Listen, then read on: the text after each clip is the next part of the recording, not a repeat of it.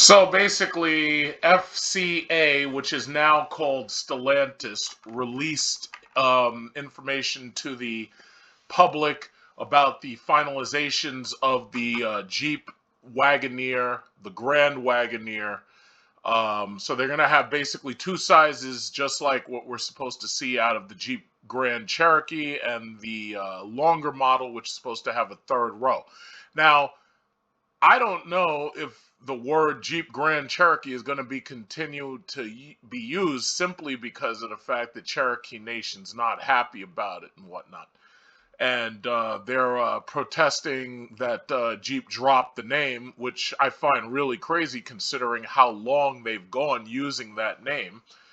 But right now they're talking about getting rid of the words Jeep Grand Cherokee. Now, if you took the words Grand Cherokee off of the side of my Jeep Grand Cherokee SRT, you would still have the words Jeep SRT, and those two words alone would tell you the entire story about what I own. That's why Jeep screwed up with the Trackhawk. The Trackhawk, in and of itself, is nothing more than a debadged SRT product that has the Hellcat motor in it. So let's assume that Jeep caves in and they get rid of the words Grand Cherokee so that this way they don't disappoint the Indian nations, right? So that means that they also have to get rid of Cherokee off of the regular Jeep, right? So you got to get rid of Jeep, Cherokee, and you got to get rid of Grand Cherokee. Now, here's the thing. If you were just calling these things the Jeep Trailhawk, the Jeep Trackhawk, the Jeep SRT, or what they should have called it in the first goddamn place, the Jeep Hellcat, then you would have no problem at all because Hellcat can't really offend anybody that matters. Now, I know there are some religious zealots out there, but nobody gives a goddamn what you think. That's the reason why right now California is getting rid of the male and female division of the toy sections in their stores. So just so we understand each other, if you're one of these religious zealots, nobody gives a goddamn what you think. Okay? I just want to get that out there. So, in fact, let me say that a third time. If you're one of these religious zealots, nobody gives a damn what you think. So we'll call these cars Hellcats. We'll call them demons. We'll call them Satans. If I was working at Stellantis, right now there'd be a Dodge Demon. There'd be a Dodge Hellcat. There'd be a Dodge Satan. And that one would have like 1,000 horsepower or 666 or something like that. We'd come up with numbers. And if you don't like it, then you can go and buy a Ford product. Or you can go and buy another one of those slow Camaros. Or you can go buy an Infiniti. We don't care. But what we don't want to do is we don't want to anger the Indians, because if you anger the Indians, that could cause some serious problems. So, but as for you religious zealots, you guys can go throw yourselves into the sea. We can care less. So anyway, the Jeep Wagoneer and Grand Wagoneer production models have been revealed. The Wagoneer comes standard with a standard. Okay, so that's important to notice. There will be no 3.6 liter on this one. 5.7 liter Hemi, the same damn Hemi they've been selling since 2005. In the Dodge Magnum, which should never have been canceled.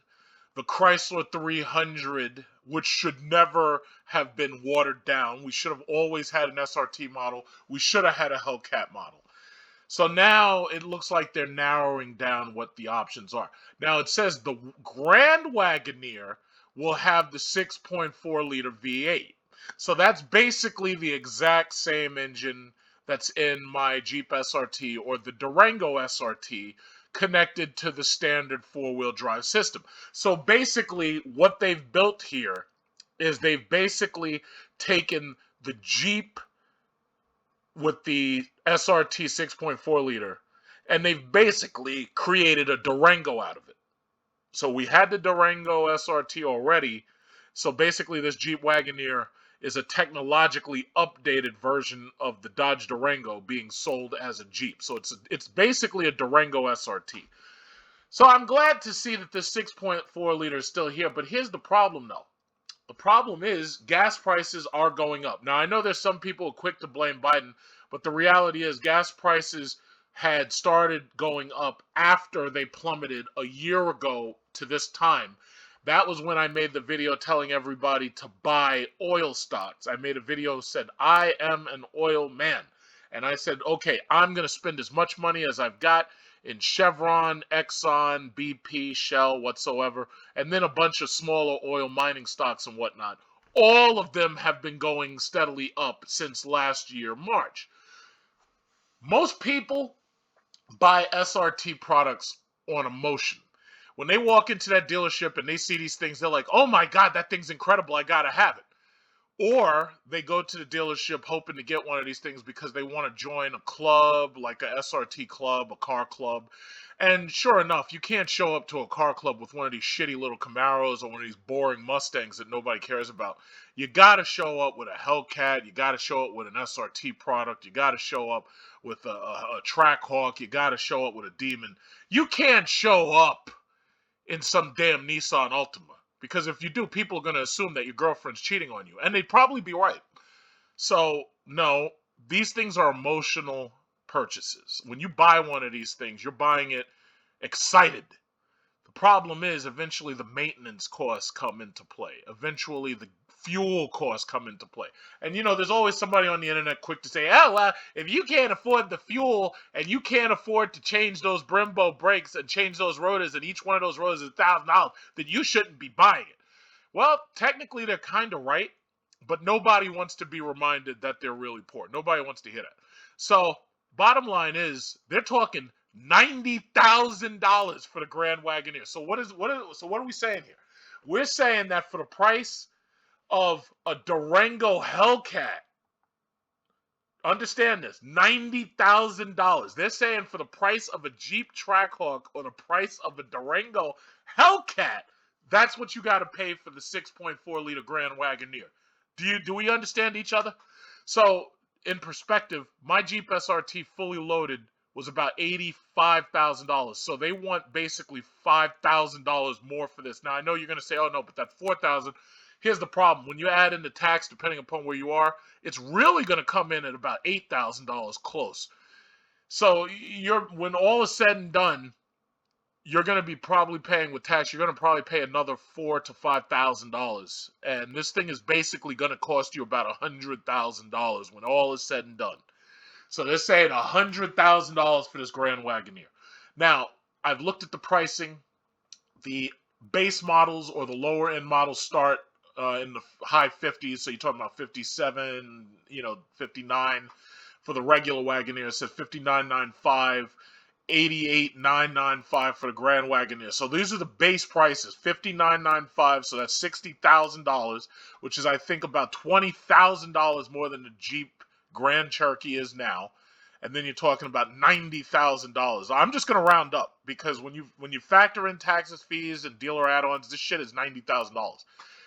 These things are going to be $111,000 fully loaded. So So basically, what they've done is they've basically created a Jeep Navigator, a Lincoln Navigator with a Jeep badge on it. That's basically what I'm seeing. That's what I'm seeing when I'm looking at this. And they're trying to justify it by saying that, oh, well, the interior is so much better, and it's 4 inches taller, and it's 6.3 inches wider, and you've got a computer that scratches your balls, and yeah, it's worth it. Well, here's the problem, though. I'm not excited by these profiles. This thing looks like it's basically a Navigator. That's basically what this thing is. I'm going to keep calling it the Jeep Navigator. I know they call it Wagoneer, but Wagoneer to me is a boring name. Americans don't want wagons. That's the reason why they invented the quote-unquote sport utility vehicle, because wagon sounds too effeminate, and nobody wants an effeminate-sounding car. They call this the Jeep Wagoneer. They could have called this something else. It probably would have been more exciting, but now you can't even call these things Jeep Grand Cherokee no more because the Indians are about to scalp you. So, anyway, Wagoneer starts at $10,000 higher than the Chevy Tahoe. Oh, my goodness. Although the Jeep is better equipped in base form than the Chevy, which comes with what, blah, blah, blah. Nobody cares about GMC stuff. I would read this, but I just don't care. It's boring. So, anyway, 10.3-inch digital gauge cluster, 12.3-inch display screen. So what they did was, instead of just giving you the regular big Uconnect like they have in the Ram trucks, they decided that they were going to split it into two. To me, that kind of makes it a lot like what Range Rover did, but the problem that I have there is it's like it's just so busy. It's like I never had a problem with having physical switches to do stuff like, heated and cooled seats and steering wheel. I just wanted redundancy with physical buttons. So, from what I'm seeing, they're giving you that redundancy, but it's like a mishmash of ideas here. It's like this, you could take the word Grand Wagoneer off and you could throw the word Volkswagen on, and nobody would even think twice. They would just accept it. There's nothing like exciting here. It's like, okay, yeah, we're gonna build $100,000 Jeep. Okay, great. And that's like it. It's like you could put any name on them. If Range Rover put the name Wagoneer on the back of this, all the badge whores would want it because it says Range Rover on it. But it's so generic. It doesn't. I mean, oh man, it's just so generic. I'm sorry. It's somebody trying to say, oh yeah, well, it's gonna be so luxurious. It's like, yeah, but it's still gonna be the same typical Chrysler product serviced in the same typical Chrysler dealership lots. I mean, just because you put a Trackhawk there and it's $110,000, that doesn't make it better than the Jeep Grand Cherokee. It just, yeah, it's faster and it costs more. It's still the same product. It's got the same goddamn materials in it. Oh, what a letdown. Rear-wheel drive is standard on the Wagoneer. It is Quadratec 1, 2. Nobody cares about that. Okay, keep going. Okay, so both Wagoneers have V8 in. Okay, so basically all they're doing is they're giving you a top trim Jeep Grand Cherokee that's been turned into a Dodge Durango. That's what this is. The computer tech is new, and I have to say the one thing that I am interested in is the fact that now I'm going to skip over to the other breakdown of this because there's actually a full cost breakdown. So yeah, you can get your typical TVs in the back. Okay. Basically, this is what you buy when you're trying to entertain your children and you're not a good parent. You don't want to talk to your kids. You just want to turn on SpongeBob and say, yeah, sit back there and just leave me alone, kid. And that's basically it. So I am kind of interested in the fact that, okay, great. Now you're getting heated, cooled massage seats. They're talking about you got waterfall massages, lower back. Now okay, great. That's a good thing. Now, is there anything that stopped the Jeep Grand Cherokee from getting this exact same stuff? I mean, the Uconnect system could have simply been updated to run a massage seat. It's just a switch. All it is a graphic user interface and a switch. They could have had that in the Jeep Grand Cherokee. They should have had that in the Trackhawk. And heated and cooled seats should have been standard on all of these things once they passed $50,000. But I don't know. I just think the vision over there at Stellantis or FCA or whatever they want to call themselves, I just think the vision over there is a little skewed. I think those people have cataracts, honestly. So this is the new steering wheel. Grand Wagoneer. Ooh, yay, Grand Wagoneer. Hey, baby, I drive a Jeep Grand Wagoneer. Yeah. Yeah, the women are really going to want you now. Oh, yeah. Oh, God. It's basically a Jeep Durango. That's basically, it's a Jeep Navigator. I mean, oh my God. There's a reason why they retired the name Wagoneers, because nobody wants wagons anymore. I would have thought that was obvious. It's like now you're trying to force the name back. And then you're doing this, you're giving out gas guzzling engines in a time when everybody said, yeah, we're moving to electric. Brilliant. Now, I know the move to electric won't be overnight, but the thing about it is I'm very certain that there aren't a whole lot of people lined up to buy a $100,000 truck that gets 10 miles to the gallon. I'm pretty sure that the line for that is not that long. Oh, boy. Yeah, it's basically a Durango. I'm looking inside here. That's what I see. I see a Durango. I even see the same splits in the roof. Ugh. But okay, you can get a white interior option. That's kind of nice. I like white interiors. That's nice. All right, and they got these computers over there for everybody. You got the computer to keep your front seat passenger shut up and stop bothering me. Play with the computer. Just leave me alone. Okay, great. Yeah, you can do that to your kids too. You can ignore them while they're back there, turning their brains into mush and getting digital autism while staring at these screens. That's fun. You know, it's so sad. They were talking about the fact that they were scared that kids were going to get digital autism because they're used to looking at screens and phones for too long. And that was before COVID hit. Now the COVID hit, you got the children sitting at home, laying in their bed, logged into a classroom, and they call that attending class. And these kids are laying in bed, and it's just, oh my God, it's just so scary. And now you're going to be sitting in a car staring at a damn screen all damn day. It's like, how about if I just open the window, stare out the window, and look at the trees, and look at the squirrels and the deer? It's like, no, I'm tired of staring at this goddamn screen. Oh man. So the Macintosh what is it? MX950 sound system, 19 pieces. Well, I got a 19-piece Harman Kardon, and to tell you the truth, I would have preferred to have fewer pieces and have a kicker sound system like they did in the old days with the regular Jeep Grand Cherokee SRT when they used to have kicker systems. But I guess I'll have to save my criticisms until I actually hear it.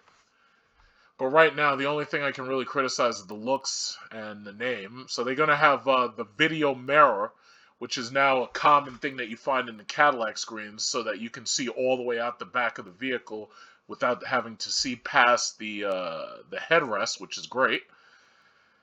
Oh boy. Ooh, knobs, yay. They got 2 knobs for you. I wonder if those knobs grow in size when you turn the air conditioner up. So, anyway, this is kind of cool. They got the heated and cooled seat buttons on next to the vents. That's kind of good right there. So it looks like they're trying to make the redundancy as easy as possible. I kind of like that. That's pretty good. I'm not a fan of what the new Jeep Grand Cherokee looks like, but then again, it won't be called Cherokee when it comes out, so, you know, they're going to have to come up with another name, I suppose. 6.4 liter, yay. Boy, yeah. Yeah, I'm just, 471 horsepower, yeah. Yeah, okay, great. Mm-hmm. And it can tow up to like 10,000 pounds in certain trims. It can tow 9,850 pounds in some trims. Mm-hmm. Wagoneer client services. Ooh. Let's see. Every Jeep Wagoneer and Grand Wagoneer buyer will benefit from a unique VIP helpline via the Wagoneer Client Services Program. This service includes 5 years of worry-free dealership maintenance, including oil changes and tire rotations, 24/7 concierge support, and roadside assistance via phone or online chat. A no-charge equivalent service, loaner trip interruption coverage, VIP access to select and exclusive events, interior and exterior vehicle cleaning, and a full tank of fuel when serviced. So they're going to give you a full tank of fuel every time you go to service? Holy shit, how are they going to pull that off? I guess they're just going to give you a gas card and be like, yeah, just go over there to BP and just get your gas. You know, they're going to give you like a gas card. Vehicle pickup and delivery for service and complimentary Wi-Fi and phone charging station during servicing. So they're basically saying, okay, yeah, here's a card. Plug your iPhone in over in that wall and sit down and wait. Wow, that's incredible. Ooh. Oh, man, that's great. And the pricing, they start, what is this, 57,995, and they go up to 103,995, and fully topped out, it's like $111,000. Wow. So that's it. Oh yeah, credit to Patrick Wall. He used to argue with me about Trump as president, but as you can see, he's very quiet about that now. So credit to Patrick. But yeah, I mean, yeah, I'm bored. I'm so bored. Just reading this, I just want to go to sleep. I swear to God, I just want to go to sleep. It's like, I don't know what they're doing over there at Stellantis, but it's obvious that what they're focused on doing is they're focused on building global platforms. But the issue that I see with this vehicle, again, is the fact that it's a gas guzzler and there's other options that are cheaper. You know, I mean, the Dodge Durango is a great vehicle, and it's, you know, it's luxurious enough for your family, and so is the Jeep Grand Cherokee. And now what they're trying to do is they're basically trying to sell this Wagoneer, and I'm good, and I know they'll sell. So I know they're going to sell. I'm not worried about them selling. They will sell. Apparently, there's a huge market for three-row crossovers and three-row SUVs. But the problem ultimately has been that all of the larger ones are very, very expensive, i.e. the Navigator and the Escalade. You're basically spending over $80,000 for those. And while the interior of this looks pretty good, I mean, it looks a lot like the Navigator, in my opinion, or at least what they tried to do in the Navigator. But yeah, whatever.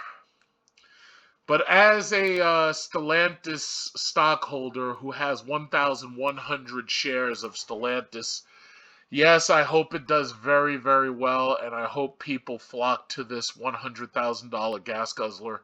And yeah, I hope it does really, really well, because the better it does, the better I do stock-wise. So yes, I have to root for it, and hopefully everything goes great.